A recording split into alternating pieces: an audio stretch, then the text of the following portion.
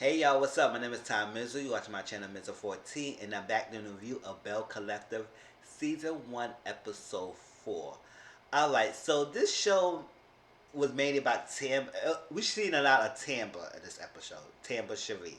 And also we have that second installment of the brunch. So it was like, okay, let's see how it happened. So one more Tamba. So Tamba met with Ramona, who is a general manager of the Fox local station at Jackson, Mississippi. And she wanted to meet Ramona to get some advice about family and career and all that stuff like that because it's by for someone who's a woman who's in the business the same day as her, and she could get some advice about other things as well. So they been talking, and Tammy got that bubbly.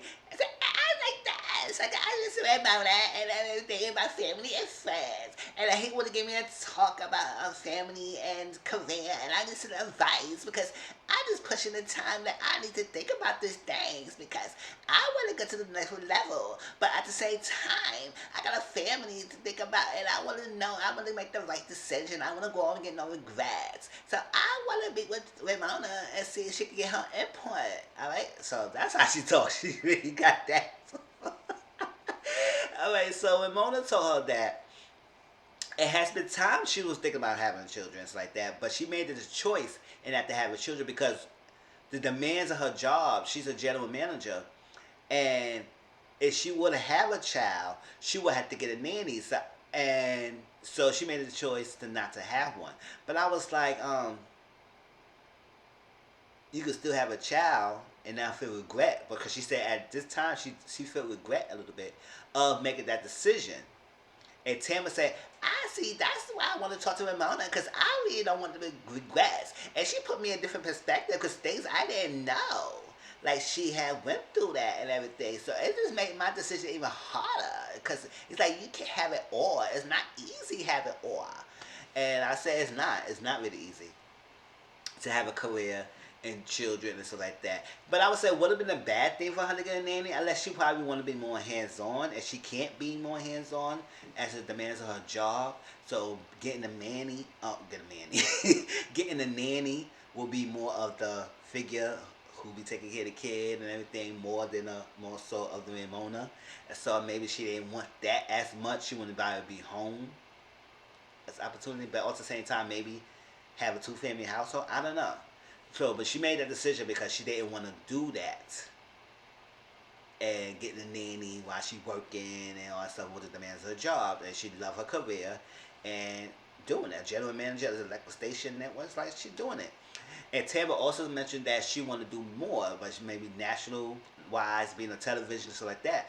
But Ramona said, listen, Jackson is good and the radio station is good, but you see like you being very comfortable being in your safety zone. You really need to branch out if you wanted to make it bigger. And Tamara realized, so she said, no, what? I know Jackson, Mississippi is my safety zone, but I know if I want to get to a national level, I got to leave Jackson, Mississippi, and I got to do more. And I would say, yes, you have to do more in Tampa. And so now she's thinking about things now. And she said, just don't want no regrets. She really don't want no regrets. And she needs to think about things.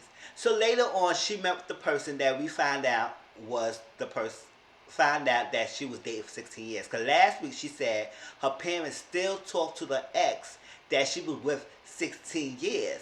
But then Tamara said she wanted to be married and have kids. But I said, how you been with someone for 16 years? It was no marriage and no kid came out of it. Nothing. 16 years and that person couldn't be the one? Like, what happened? So she met with the ex named Demond. Yes, I got to meet with Demond. And me and Demond met when we was teenagers. And yes, that's the person my parents was talking about. That was friends. And we've been together for 16 years. And I was just like, we didn't end in the bad note, so we stayed friends. So I said, if y'all didn't end in the bad note, y'all stay friends, that's cool. Because sometimes people break up, they hate each other. And so it's sometimes their relationship that ends in a good note. It didn't end badly. You just decided like, you know what, it probably need to go our separate ways. Maybe a career is probably the issue. Maybe somebody will have more focus on something and they want to focus on this than more on the relationship, and maybe the relationship was dying out because they focused on the career and that's probably this was happening in this aspect is that he has faith in Tampa. He knows she was gonna make it big and everything, and maybe that's was a part of the reason why he probably took a step back in pursuing Tampa, because she said Tampa and Tampa Cherie is two different persons. She said that's my name, that's me, I'm the same person. Like how? But it's just like it put in perspective to let her know that maybe she was focusing more on her career, then settling down and building a family and being a husband and wife and kids, all that stuff, and and then letting that not be the focus point, but her career will be her focus point. And it's sometimes it's a sad situation. It's not bad to focus on what you want to do at this point in lifetime. The career is what you need to focus on, and that's what you're not in the right space in your career wise. Then more power to it, more power to it and everything. And she asked him, "Do you got any kids right now?" He said no. And do you even want one? And she said, "Yeah, he want kids." He said, "How we didn't work out," and it just. She said maybe it was the stuff because she said you got too comfortable in being good friends with me, and then the romantic side just took to the back burner, and that's what he explained that how maybe he did that because you was focused on your career, and that's was your baby at the point. That was the focus. So the relationship wasn't that important at the time for her. Even with 16 years, she wanted to make it big for herself, and she don't want to stop that and stifle it by being someone's wife and having kids. So I understand, and now she realized that maybe she was like, "Oh my God, my relationship, my career focus was the major breaking point, and why we didn't decide to not to stay together." But I cannot say that we won't get back together because listen, anything can happen. And they've been together for 16 years. I mean, he's a good-looking guy. She's great and everything. And I was like, "Oh my God!" But that's a long time. Yeah, I met for teenagers, so they know each other for a while. So. And it's good they still had that solid friendship. So if they want to get picked back up again, it won't be no tensions and it won't be no crazy. You have to start all over. It just probably you just got to reconnect in the relationship part again and get that romanticism back going. All right, so Letitia met with Marie. No, Letitia met with the councilman, the appraiser, and the contract of the place that she wanted to get. But we came to find out that the place that she wants to buy cannot be bought because it's a historical monument, it's a historical building. So she could get that building and she could deck it out and fix it up, but she can't outright buy it because it's historical. So she could lease it, like rent and everything, and then she could just have that. And she said, okay, I guess it didn't throw her away from getting it, but they throw her away from continuing the project. But she just realized it's like bummed out. But it's a historical. Hey, it's there. You can still be inside the building, but we can't just outright buy it. And she said good. And then a appraiser gave her an estimate by about $2 million for everything. Everything needs to be going to that little project for that building. About $2 million. I said, ooh. So hopefully she can get the other ladies on board. So she will go do a second brunch to get the other ladies to be on board with the project. And she go plan to announce it at the second brunch because she didn't get to announce it at the first brunch because when Marie want to share her figure, show her behind. That's what Marie did. She want to show her behind as Little Bo Peep at the figure front brunch.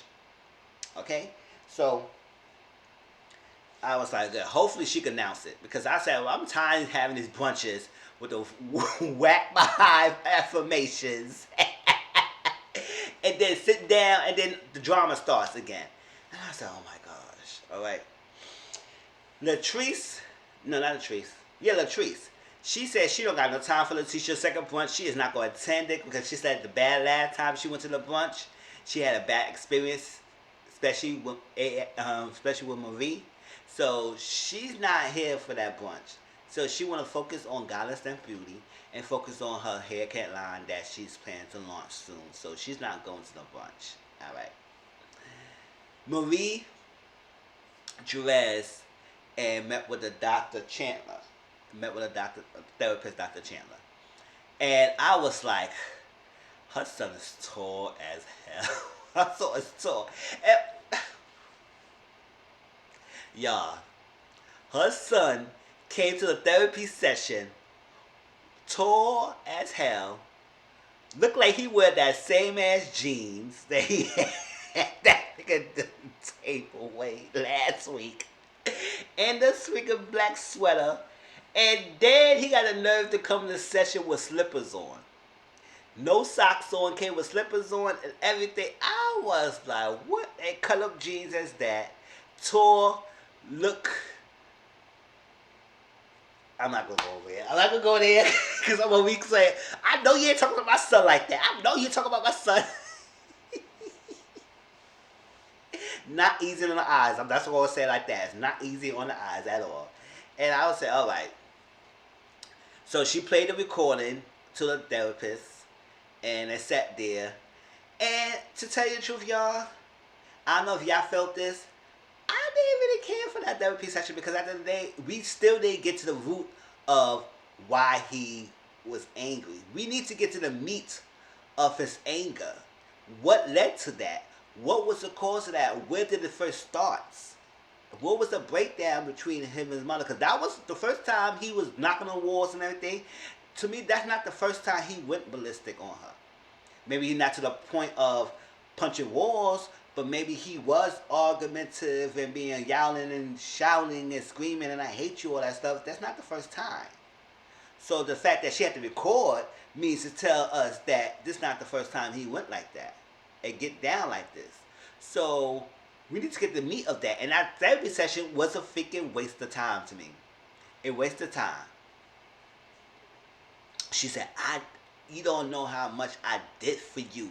And I did everything you can. Because then we got to the background story of her, that how her mother left her at a young age, haven't been there for her. She had Jerez at 18 years old. So she did anything she can for her son. That's why she's doing all this stuff for her son, because she didn't have a close relationship with her mother. So now she have her kids. She wanted to have that super closeness with her kids. But at the same time, is it really working? Because he wouldn't be blowing up at you like that, punching walls and stuff. Take a kid having 3 kids at age of 21 or under the age of 1. Come on now. So what the breakdown? I wanted to that therapy session to get the start of the breakdown. The fact that we got to have her talking the most, say I did this, and I did that and that for you, and I ain't had a good relationship, and you gotta be grateful, and you taking advantage, and all that stuff. And I was saying, can we hear more of this boy? Like, he barely said any words. He said, oh, I don't understand why she was flipping out because I want to go to school and everything. It wasn't a point of going to school. See, I wish I would explain to her. It's like, I wish she said, listen, doctor, it wasn't a point of him not going to school. It was a point that he chose a school far away, that he won't be around, and he's not attentive to the 3 kids he has created. Let's get to the meat of that freaking situation and what made that. Actually, that therapy session was totally crazy to me because it didn't scratch anything. So hopefully we get more sessions, because that was a waste of time. And then he get this basketball analogy and how to explain to him if you get the attitude and all that stuff. I say, yes, that's the angle of how to deal with anger, but we still didn't get down to the meat of his anger, okay? That was a waste of time to me. So they let it go. And he told Marie, no more recording your conversations. You be the better person, and that's it. I would say that's a waste of my time. You could have sat there and watched TV and listened to Iana fix my life. And get that kind of answer on television. You had to spend a dime, Marie. Okay? So Letitia and Dr. Antoinette met at the Civil Rights Museum. And they walked around, they talked to different monuments, and they were getting emotional, and they would talk about being black. I mean, at the end of the day, just being black in the country and anywhere, we have a target in our backs. The history of going down and the most degraded group is still not respected group as today. It's getting better, but at the same time, it's still not to the point that we need to be. We can't go around and We can't be going around getting let go. We get harsher sentences. We getting talked down to. We all being scared of people fighting about us. We go call animals and all that stuff. We getting killed after dropping a dime. Like it's a lot. We still got a lot of things going and just being black. So it was a lot, and she invited Dr. Internet to the second brunch, and she said fine, she will be there, and she will support. Even though Dr. Internet said she don't care for Letitia's brunches, but she will go and do whatever she can to support and make it the best successful business for Letitia. She appreciate Letitia doing this because it is successful. I like so. Then we get to the brunch. Let me tell you about this brunch, y'all. So Tamba Cherie is gonna be the hosting because she didn't do the last time, so she'll be hosting in this brunch. She had the councilman there. He's the only male at the brunch. Everything. Then she brought Dorothy, the Dorothy who's the liaison of the Ferris Street project and the community. So she was there. And then Dr. Internet came, and then we have Marie with SC. I said they always bump together. I was like, something about those two. It's crazy. And I will talk more about that on my live every Sunday around 3 or 4 o'clock Eastern Standard Time. Watch me on live, y'all, and catch me there, and we'll talk about more about some of these shows that I review. And there are a lot of other ladies came. Dr. Internet invite her white friend Kaylon to the brunch. So we'll see how this goes, y'all. All right. So at the brunch, they sat there, and they had affirmations. They did affirmations. I said, after affirmations, I didn't really care. Said I was a strong, beautiful black woman, and then the best I could be. Whatever. That's what it was. Then they sat down, and then they started talking about how experiencing racism in Mississippi. And a lot of them raised their hand. Some didn't. And Tamara mentioned that how she didn't experience racism being there until recently when she was at a gas station where she was getting a service. And because maybe, and then Letitia mentioned is that maybe because colorism plays a role, and that ties into the aspect of racism, because maybe sometimes, maybe in some situations that you was favored than me, and maybe that's why you probably experience as much, but you have experienced it. It's always been here and everything, so it's always been around. And then all as they was talking, Kaylon, she took upon herself to get up because she started getting uneasy. I see her on her face. She was sitting there.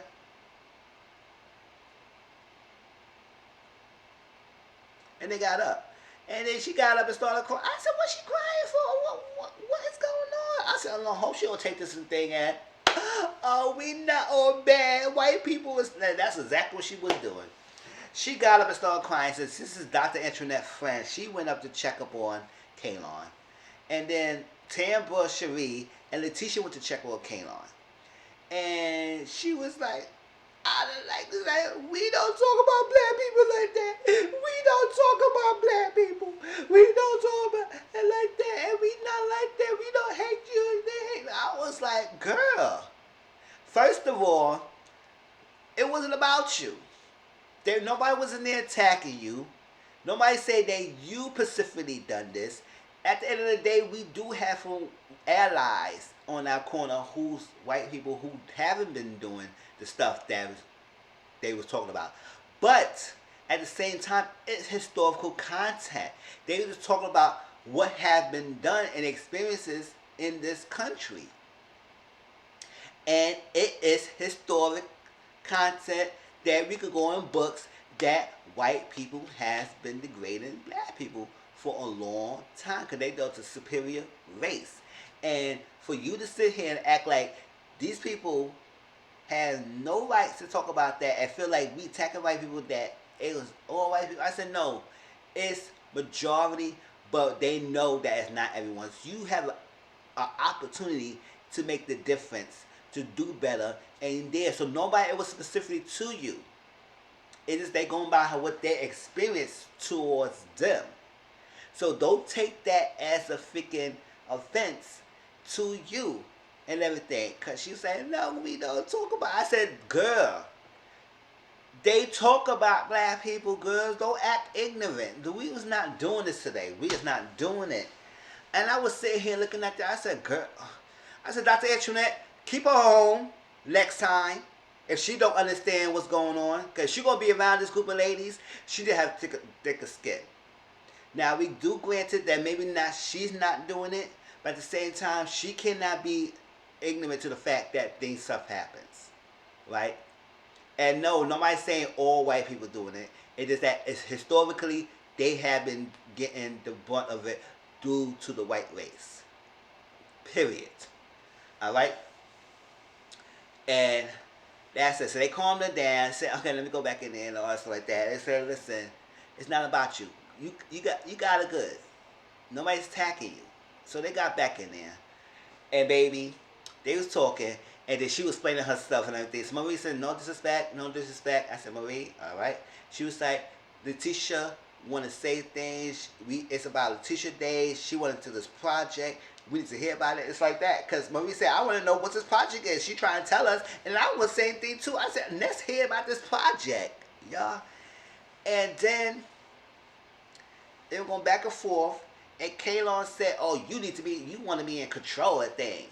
And that just ticked Marie off. I said, girl, you gotta let that, you can't let everybody rile you up. But I do understand why she got upset, but I don't get to the point that I don't get riled up like that. I was like, who is this girl? I will not even pay her any mind. I would say, Letitia, you got this thing to say, because I'm not gonna talk, I ain't gonna mess up your brunch again. So they were going back and forth, back and forth, back and forth. X is over there standing next to Kaylon and chiming in. Marie is standing up, going here, to the point Councilman had to leave. Dorothy was getting her last. Y'all about to give Dorothy a heart attack because she was trying to say, hey, try to stop it. She got to sit there. Lisa trying to calm it down. Tim trying to calm it down. And to the point to the thing and say, I'm sorry, but this lady got to go. All right, we got to sit here. And then Kaylon going to say, well, come here. Marie said, what? Come here? This is not the 30s or 50s. You ain't going to tell me to come in. I ain't no freaking slave. We ain't having that. And baby, that went left real quick. I was like, oh my gosh. No. We not doing that. Not today. And it was to be continued. I was like, keep her home next time. Keep her home. We don't need her. Kaylon, I'm sorry, but you did the most. You was doing the most.